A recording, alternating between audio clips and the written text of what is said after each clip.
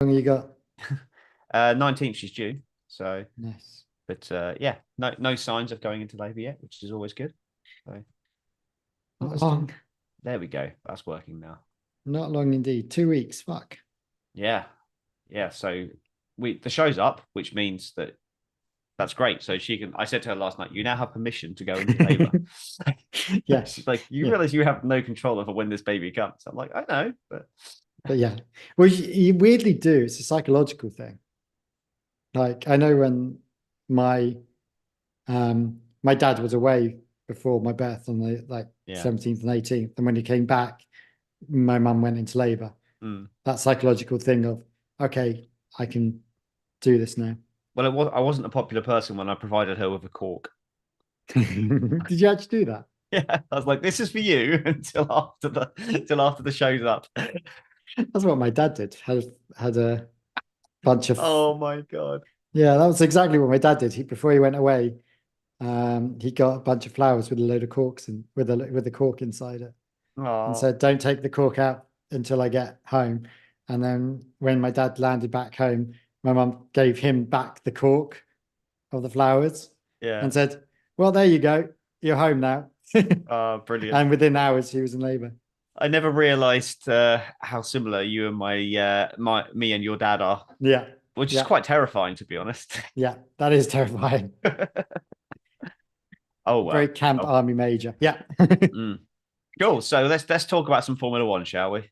Are we actually live? Have you pressed record? Yeah, we're live. I haven't pressed record yet. Okay. I'm about to start the title sequence. So let's start recording. Brilliant. I'm looking forward to everyone listening to that live story. Have that live. I can't see out my glasses. Much like my daughter. Fortunately, this is an audio podcast, so you don't need to be able to see. Yeah, but I want to see your pretty face. Really? You're weird. There we go. Right. You're weird. Nope. I haven't shared audio yet, have I? Brilliant. It's fine. Oh, hang on. There we go. I need to shut a shutter because I'm getting weird. Cool. You can do that during the title sequence. Oh, no, I've just done it. Max Verstappen has taken the checkered flag to win. That was absolutely brilliant. No, Sergio Perez is giving it everything. Oh no, Maggie, that was so not right. Goes Leclerc, through goes Hamilton. Unbelievable stuff. And into each other goes Valtteri Bottas and Sergio Perez. Bottas took out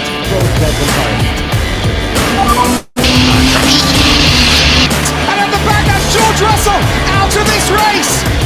Daniel Ricciardo makes contact there with Kevin Magnussen, and there's a second contact.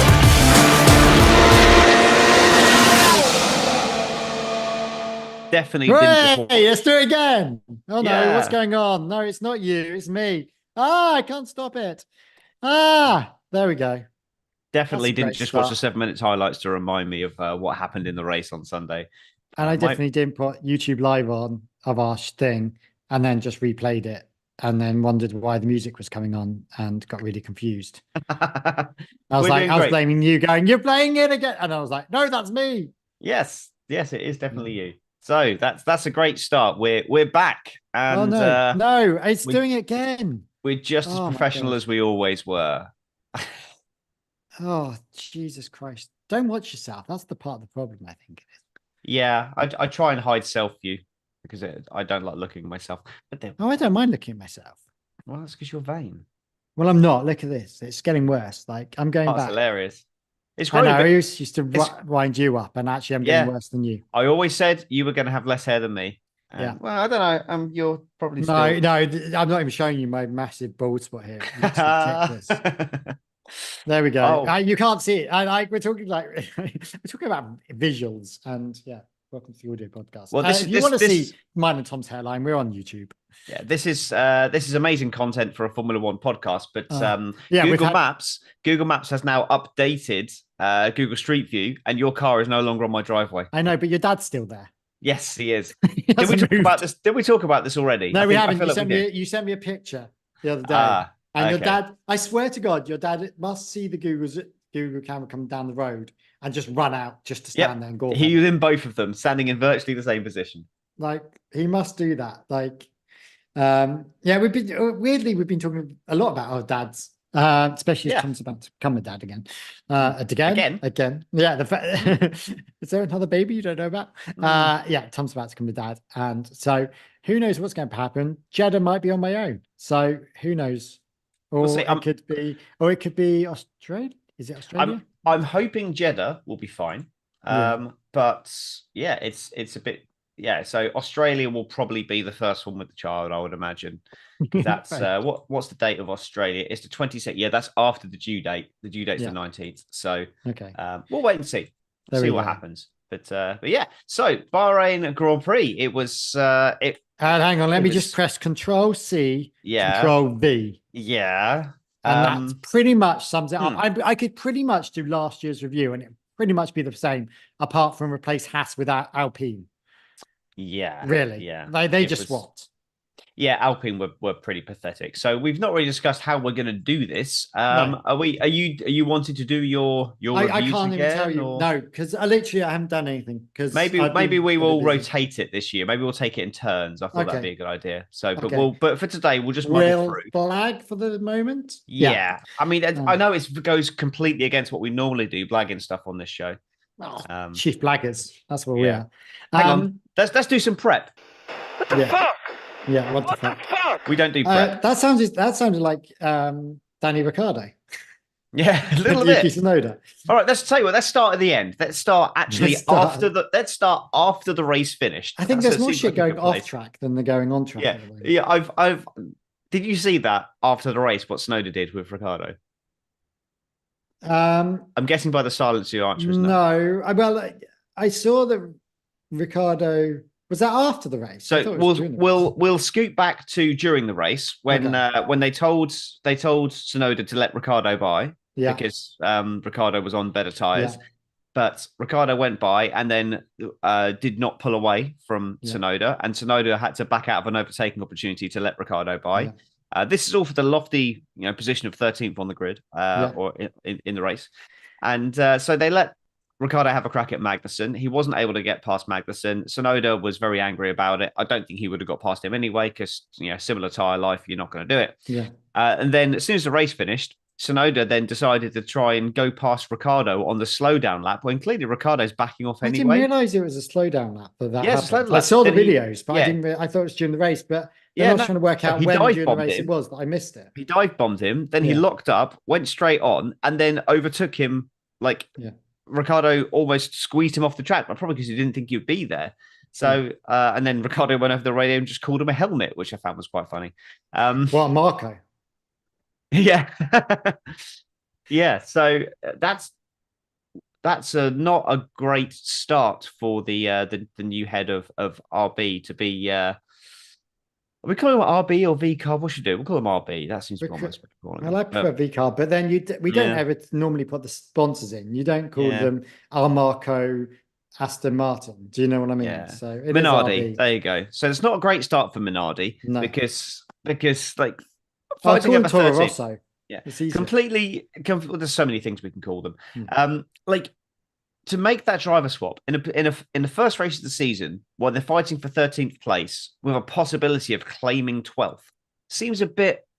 You're just creating issues for the sake of creating issues. I thought that was really bad management. In theory, you're fighting 13th to try and get 11th, right? In the sense that he would have taken over Magnussen. No, that would have been 12th. Okay, you're fighting 12th, but then you're trying to fight. What they're trying to fight is, so it would have been 12th and 14th they would have ended up in theory. Yeah. So I think the battle for non-points, I know that sounds really stupid, is happening for placement because I think a lot of them, anyone that's not Aston Martin, anyone that's not in the top 5 teams are either there by accident or are going to have to fight literally places now as opposed to points this season. Potentially, I do think there will be, but I do think RB will be in that fight for points frequently. I don't think it's not like it's but so are Haas seemingly at the moment, weirdly, and but what I mean is the only time in theory, but that's not. The only time this is going to be of any relevance is if they finish level on points and it starts going by positions, and when it's because all of these teams are going to get points in the season. Even Haas are going to get points this year. Everyone's going to get points. It's all going to happen fairly early doors. So a 12th place is not going to be relevant because it's going to come down to the most 5th places, the most 6th places, the most 7th places. It's not going to go down to 12th place. If we're in a scenario where we've got those really slow cars at the back, like a bunch of slow cars at the back, like we had a few years back. And then it was a Caterham needed to finish 11th in the last race, and then as a result, they would jump up the championship standings. That's not going to be relevant at the end of the year because all these teams are going to get points. So I feel if there's a sponsorship point or something. There's something else at play that they have to be within the top 12 or something. Do you know what I mean? I couldn't imagine well, I mean, it's possible, but I can't imagine. But again, just creating that bad blood, just back Tsunoda to make the overtake if that's the case. I feel like did Ricciardo was Ricciardo shouting that Tsunoda's slow?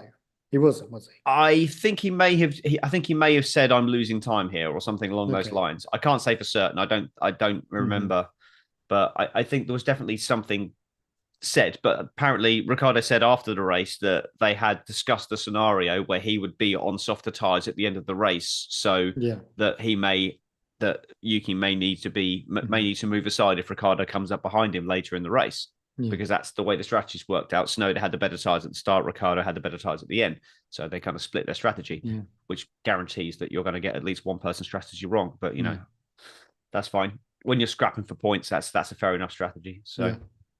And I think I mean, they're not unpromising this year. Do you know what I mean? Yeah, they're certainly looking strong. They are certainly looking strong. But it's sorry. I don't think. I think there are other teams that should be worried. Alpine. Well, Alpine. I'm intrigued by Alpine as to what the hell's going on. I mean, what is going on with Alpine at the moment, and why are they in this tricky position? I bet rumors fucking laughing his fucking ass off. Rumors that some of the chief technical people are resigning. They've gone. No, they've gone. Have they actually gone? Have they gone? Is it? Yeah. Amazing. 2 of them are definitely gone. That was reported in the F1. So Okay. Well, I'm massively behind on all this kind of stuff. No, the chief aerodynamicist and chief technical director, Matt Harmon. Yeah, I can't remember who it is. Yeah. Anyway, I'm not good with names, but fantastic. So changes ringing at Alpine once again. That's a nice stable organization. I'm sure Ryan Reynolds and all those backers are loving their investment. That's the problem. Just sell the team, Renault. Like, just provide them an engine, call it an Alpine engine. 3 technical direct with the race, and the race is saying 3 technical directors have gone. Matt Harmon, head of dynamics, I don't know who the third is.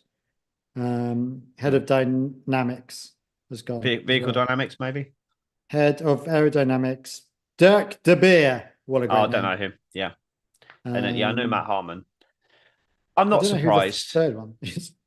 I'm not surprised. It just seems to be another car crash after another with Alpine at the moment. Just say Renault. Just if you want to supply an engine to Formula One and call it an Alpine, then fine. Sell the team to Andretti if you have to, or whatever. But Andretti's going to have a bit of a market at the moment because Haas is going to go for sale. Let's be honest. Haas won't. Gene Haas wants to ride that cash cow as long as he can. But trouble is, with the way that Formula One are going at the moment, with all that's not a cash cow. That's just where he hides all his actual money, and because he's being the reason he doesn't travel around the world is because he's being done for money tax evasion or something. Allegedly. Yeah, allegedly. Sorry, I like that line. I don't know anything about that. I don't know anything about that. I just that's what I've heard. Because we had that way back with who was it? The guy who ran Force India, the billionaire, whatever his name was, King of Good Times, they called him. The guy who owned Kingfisher, Vijay Mallya. That's it. Yeah. He was. He wasn't allowed to travel to races because then he would get arrested. He was like held up in a bunker in London. Was the rumors? Yeah. Wow. It is sort of mad, and it's.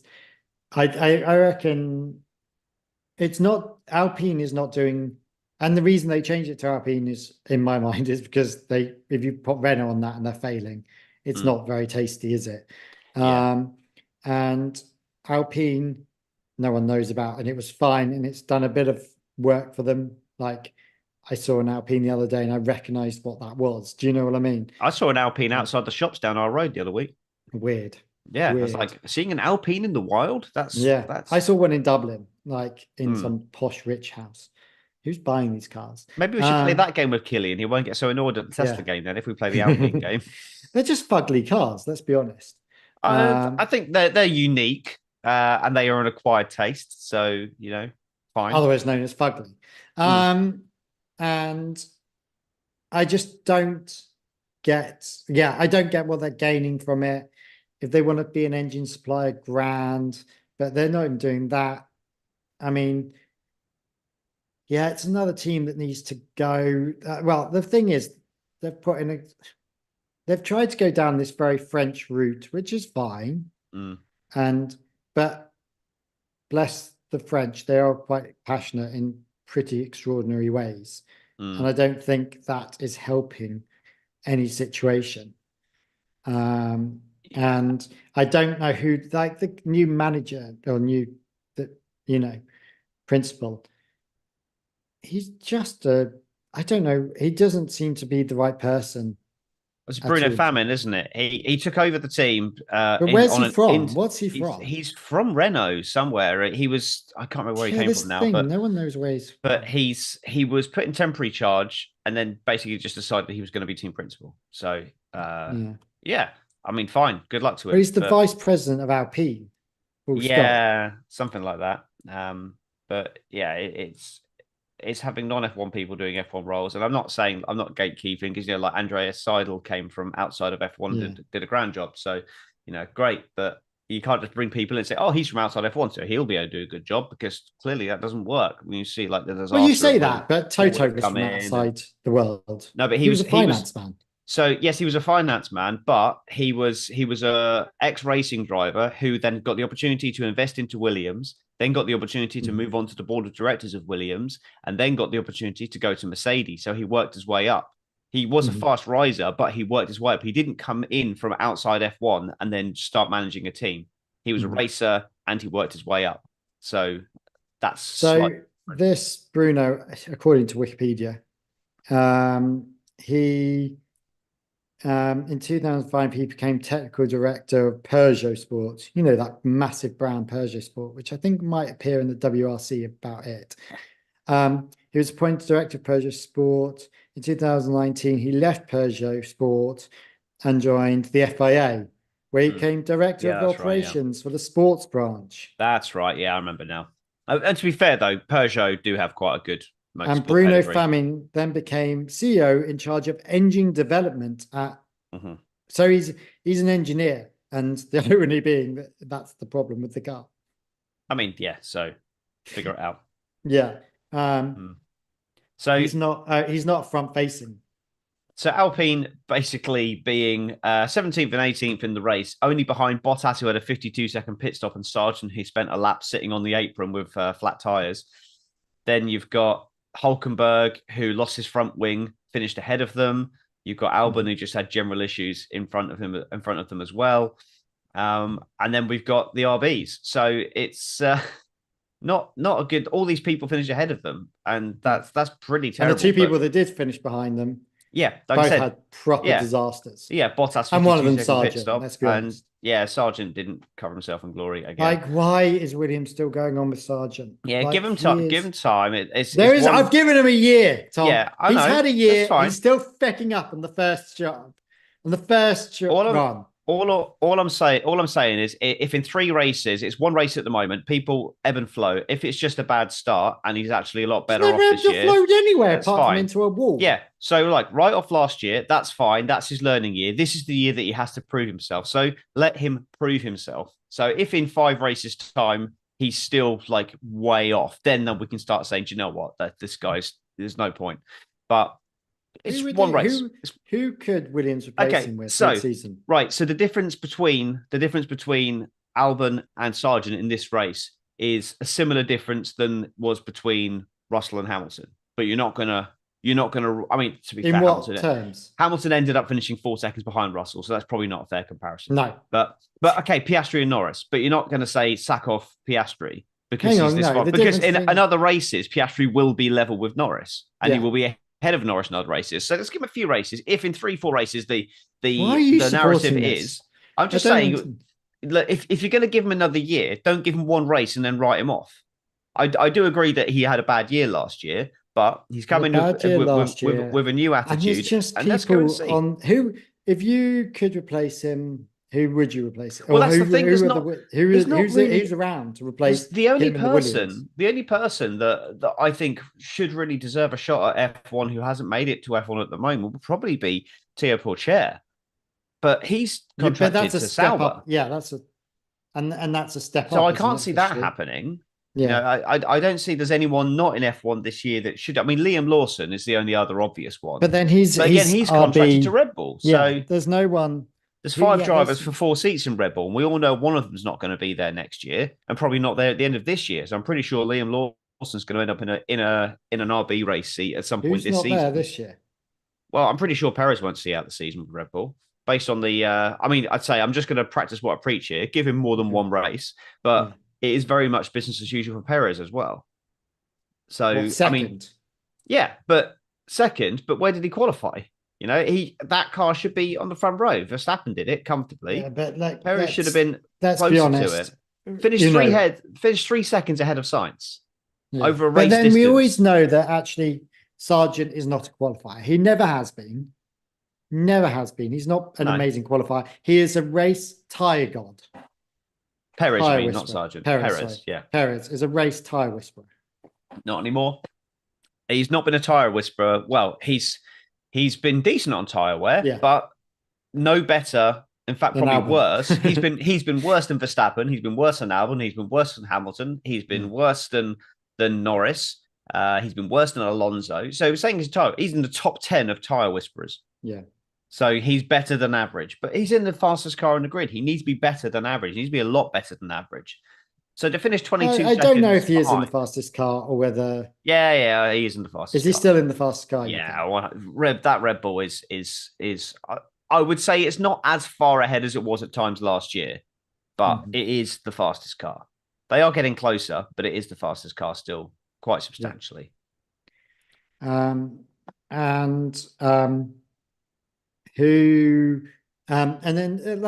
let's talk about Red Bull at the moment and all the news and things. And I was wondering, should we do a whole thing of off track as opposed to on track? I mean, we could just do off track. I mean, the whole with Mohammed bin that's what I'm just thinking. And... Like the off tracks, there's a whole off track world of pain and intrigue going on at the moment. So let's go off track for a bit because actually not much. So what we're doing is we're taking the Charles Leclerc line to this podcast. Yes. We're just going off track. We're just going off track. Well, Hamilton also took that line as well. He did, and Russell at times as well. Russell was off track as well. Russell. And actually, let's go back onto on track because I do want to talk about Ferrari quickly, which might be a bit of an off track and will actually segue better into being off track. Sainz getting third. I mean, how much? What the fuck is going on with that? I loved it. Caveat it with the fact that Leclerc was having a technical issue with braking, so that probably wasn't his true pace. No. But Sainz elbows out, absolutely. I mean, he's not going to ignore team orders like some people were saying in the media. He's like Jacques Villeneuve.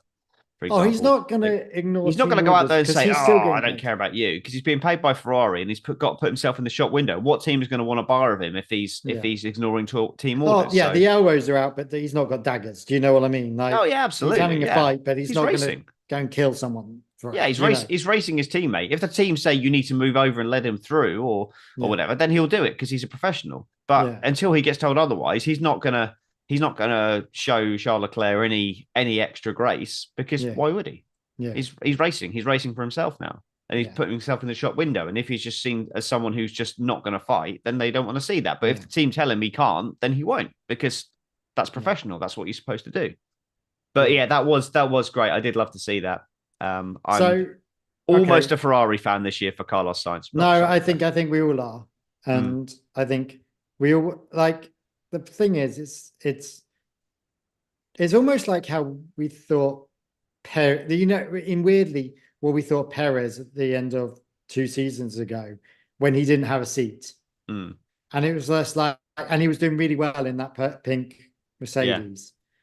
Yeah. And we were like, we feel sorry for Perez. I know the irony being that we don't now, but but we did feel sorry for Perez and how can he have a seat and Stroll have a seat and Alonso rumored to be coming in at that point. Or Alonso was in that point. And it was all a bit sort of, this is weird. Why would you bring in that guy when this guy is doing better than the other guy?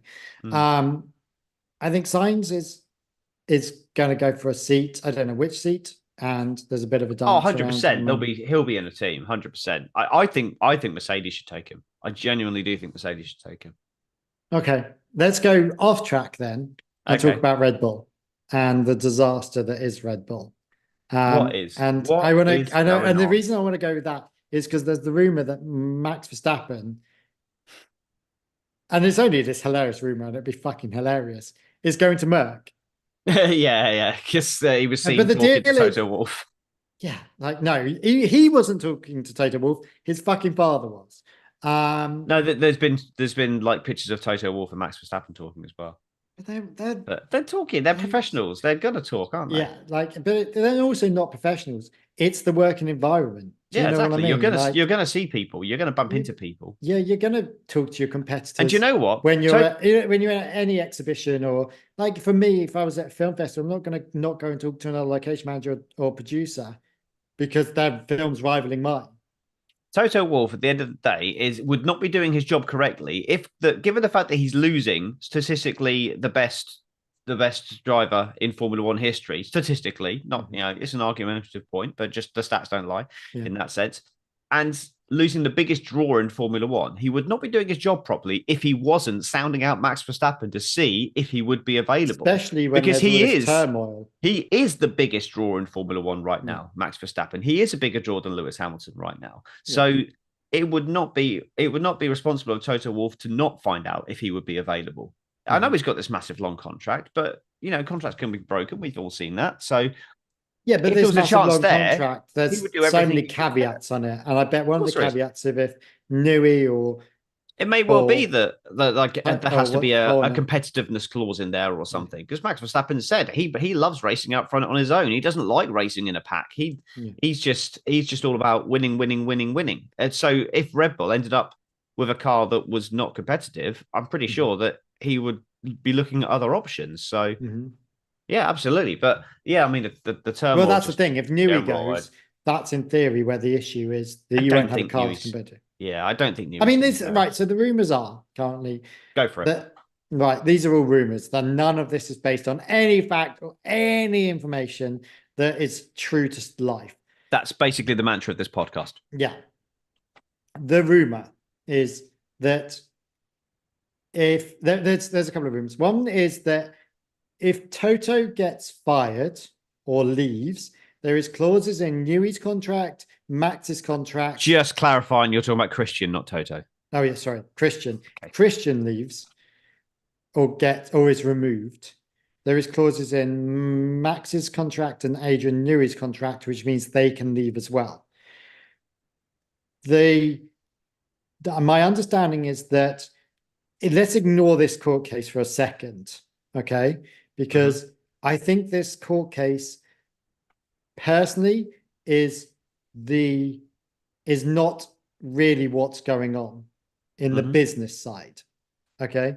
And the business side is that the rumor was that Christian Horner went to the Asian, the Thai guys to buy out with a consortium, either their share or to use their assistance to buy out Red Bull Austria. I couldn't quite work out which way it was. Okay. Either way, Christian Horner and his consortium then take a share, which means that Dietrich's family, the Mateschitz family's share is either reduced or changed somehow. So it's a massive power struggle. So that's what it seems like. And Mitch, Helmut Marko is obviously part of the Dietrich, of the Mateschitz family legacy. Helmut is Verstappen is in the latest rumor, and this has come from Gerhard Berger, was what he was saying. And again, I have not seen it come out of his mouth that he said this, I'm only reading it, is that Gerhard Berger, I don't know how much he has to do with anything, let's be honest. He's Austrian and he's Formula One. So he's Austrian in Formula One. He's saying that Christian stays, Helmut goes, taking Max and Adrian Newey with him. Well, Helmut needs to go, whatever, because he's a crumpled old little man and needs to go away. But if that is true, if he stays subject to the fact that the court case doesn't do anything with him, he obviously, bearing in mind, I think the ties have the controlling share compared to the Austrians. 51%. Yeah, the ties have the. So if he's in power with the ties and the court case is cleared, and there is no court case, because there isn't at the moment, there is no legal proceedings against Christian Horner, just a bunch of rumors, pictures, AI generated crap that no one really knows anything about. Then if Christian states, I don't know what the deal is as to why Newey's name is being dragged into this as to be going. Why is there a fracture between Newey and Horner? I don't think there is between Newey and Horner, is there? I think the issue is that if Horner goes, Newey goes. No, but what Gerhard Berger is saying is that if Max goes, Newey goes, and Helmut goes.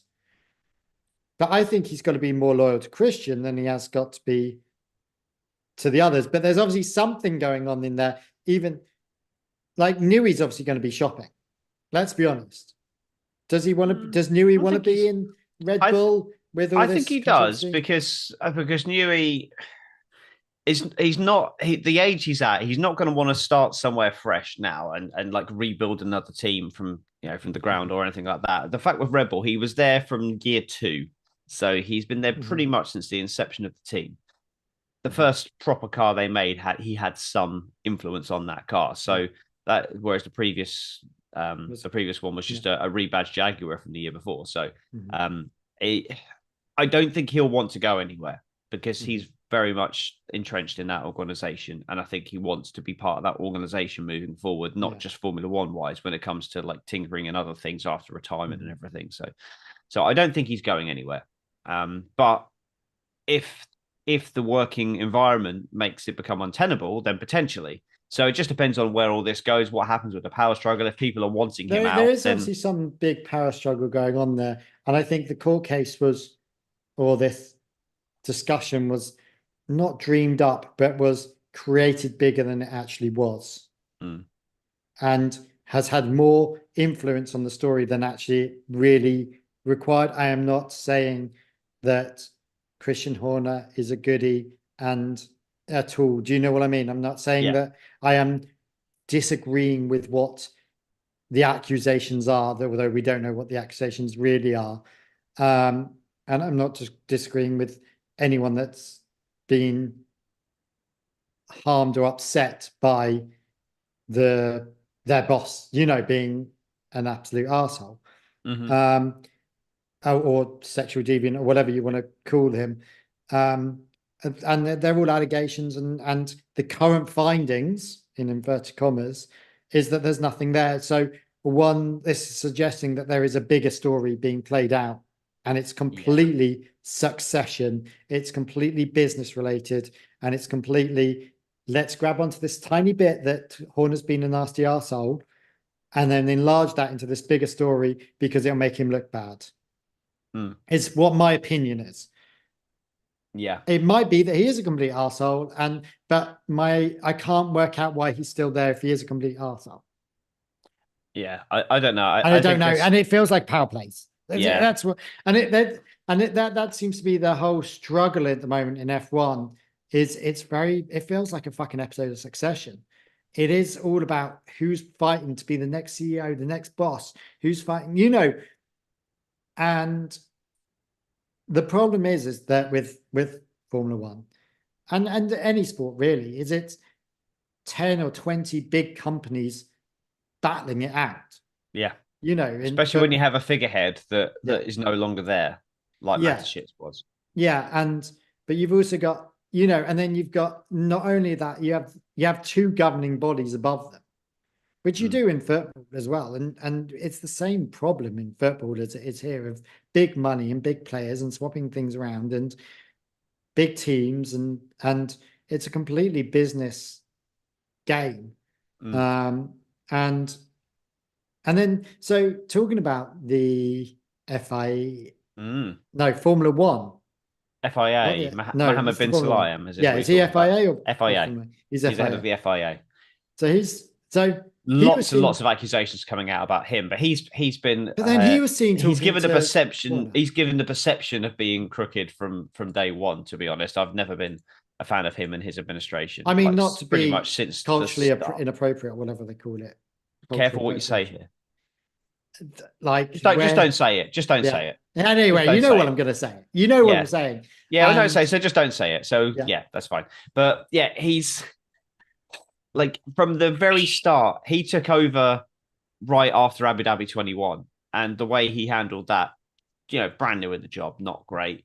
No. Everything that happened after that, and then going into 22 and 23 with other accusations where he had to be removed from commenting on Formula One because he kept saying controversial things. Came out was it earlier in the week or late last week, about the about allegedly interfering in one of the results. Fernando Alonso getting a podium in Saudi Arabia. Yeah. Apparently he interfered with that, saying that penalty needs to be rescinded. Now there's further accusations that he was trying to get the Las Vegas Grand Prix cancelled. I haven't heard this one. Go on. Yeah, this came out yesterday, I think. So the same whistleblower that said about him interfering in the result. The thing, are these whistleblowers actual whistleblowers, the reports that I've read have come from BBC, and BBC don't report on something unless they've got multiple sources backing it up. And they've said that they've read the BBC report. Did it on Horner, but yeah, go on. Yeah, but they've read the report, and they've corroborated that other people in the room at the time have also corroborated that these allegations are true, and that these other people were, like, they won't be named, but other people are involved in FIA, and they've said it as well. So anyway, go on. What is it? What the accusation is, and again, still an accusation, is that he spoke to a senior manager in charge of looking at the homologation of the track at Las Vegas and getting the safety inspection and granting them a racing license. Mm-hmm. And he told them to find a problem with the track to mean that the race license won't be granted. And I think the reason for that is because Formula One were backing this race. They were the ones that were putting this race on. All the profits go to them. And I think this was a huge showpiece event for Formula One, and them displaying what they can do and proving that they don't need the FIA effectively. Yeah. So I'm pretty sure that he was there trying to well, if these accusations are true, I'm pretty sure that he was trying to just knock the wheels off the Las Vegas Grand Prix, so that it's massively embarrassing for Formula One, and then the FIA can be like, oh no, we you clearly need us. So and just like with just general other stuff as well with him, I just get a bad vibe. I get the ick with him when it comes to like his administration. So that's going to be difficult, and it's just soap opera after soap opera with Formula One at the moment, and all it's going to do, especially if the racing is like it was in Bahrain. I mean, yeah, the racing itself wasn't horrific, but if the battle for the lead isn't there, then we're just going to be the same person winning every week. We are going to massively tank in the racings, and then it's just going to be disaster after disaster from that point. So it's worrying. It's worrying, but hopefully the racing will be better. But is this? I do wonder. I mean, is this actually keeping F1 in the mind's eye of people. And I mean, there's no everyone loves a bit of drama. Let's be honest. A bit of drama, yeah, but I mean, I suppose I hate the comparisons around football, but you see, there's always stuff around FIFA and corruption and stuff in football across all different countries, not just the UK. You know, in Spain and Italy and everything as well. In Germany, there's always scandals coming out about politics and corruption and stuff. So, it's but it's just not. I just don't think it's a good look. But what do I know? What do I know? What was the other issues? Oh yeah, the new track. The new track. Oh, what for Saudi? I've not seen much on this. I've just seen a couple of messages bouncing around about it. Oh, so there's a new track for Saudi Arabia, supposedly. Yeah, we knew about that anyways. Which has a 20-story high corner. Yeah, that's going to be a great visual illumination, isn't it? You'd watch that going past. To a 20-story corner. Right. Which I can't even understand how tall 20 stories is. It's a large building. It's a large building. So they're going to be going massively uphill. And then massively downhill as well. What goes up must come down. I mean, elevation is always good for Formula One. I have to say, like topography and elevation change is good for racing, but maybe that's a bit on the extreme. But I mean, it could be that 20-story high is actually in a bowl. Do you know what I mean? Of a geological bowl. So actually, they're not going uphill and downhill. Yeah. It might be that if that is the natural topography of the area, which I'd be surprised with for Saudi Arabia, given that it's a very flat country, and the one place they've chosen to build a racetrack as well as a massive bulge. But I mean, it wouldn't surprise me. I mean, they could create a massive bulge. Let's be honest. Look, at the end of the day, I'm not going to get into the politics and the whys and wherefores and whether we should be there, whether we're not. We're going to have a Saudi Arabian Grand Prix. I'm not going to get into that. I'm not. We're going to have a Saudi Arabian Grand Prix, but if they're going to if they're going to build a track from scratch, let's at least have it with something unique about it and not just another recycled Sochi or and something like that. If it's going to have something like Las Vegas was great. I actually like Saudi Arabia for the. You just add the Russian element. Well, no, I just said Sochi was a terrible. Again, no politics. Sochi was a terrible track. Doesn't matter where. If that was that's why Bottas did so well there. Yeah, if Sochi was in the middle of Northamptonshire, Sochi or Sochi? Would you Sochi, whatever. If it was in the middle of Northamptonshire, I would say exactly the same thing about it. Silverstone is a great circuit. If that was in Saudi Arabia, I would say the same thing. Politics aside, I actually quite like Jeddah as a circuit. I'm always terrified watching it. So long as it's safe and that no one gets hurt, then I'm. Well, a 20-story high bridge is going to fucking make it interesting when someone goes flying off it. I can't imagine that would be. They're going to have to cage it. They're going to have to cage it. Well, is it a bridge or is it is it just? It's actually a bridge. Oh, okay, right. I was thinking it was like a bulge in the ground or something. No, the pictures that are coming back suggest that it is a bridge. Okay, cornered. Right. I've not seen this. Okay, well, I'm sure they will make it incredibly safe, and you probably won't even notice that it's a bridge. You probably won't even see it. You probably won't, but it is. Yeah, you probably end up just tunneling it with a mesh. Do you know what I mean? To make sure no one goes off anywhere. I mean, there are bridges in Japan. There's a crossover. There's a crossover in Suzuka. And we've had other tracks that have had crossovers in the past as well. So, it's not completely like, I think the 20-story is a bit of an exaggeration of anyone's money or time. But it is a bit sort of mad. And just how crazy it is. But we got Saudi Arabia. We got Saudi Arabia this weekend, so we can look forward to getting more images. It might be 20 stories. Looking at it, I don't know if you can see, Tom. I can't really see from that. It's a very blurry screen, but it's fine. We will keep a lookout on that and with bated breath and see what happens. But we've got Saudi Arabia this weekend. Hopefully, the racing will be a bit better. Normally, chance of safety car in Jeddah. So let's just see what happens. I need to wrap things up because I need to give up my office to my father-in-law. So, right, we shall see you all next time. See you on Succession next week. Woohoo!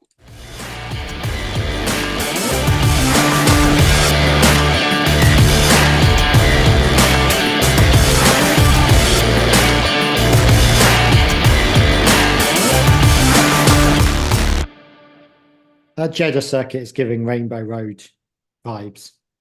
Oh, Rainbow Road. What a circuit. Yes. That's what it should be. Yeah, Rainbow Road. Love it. Right, bye. Bye.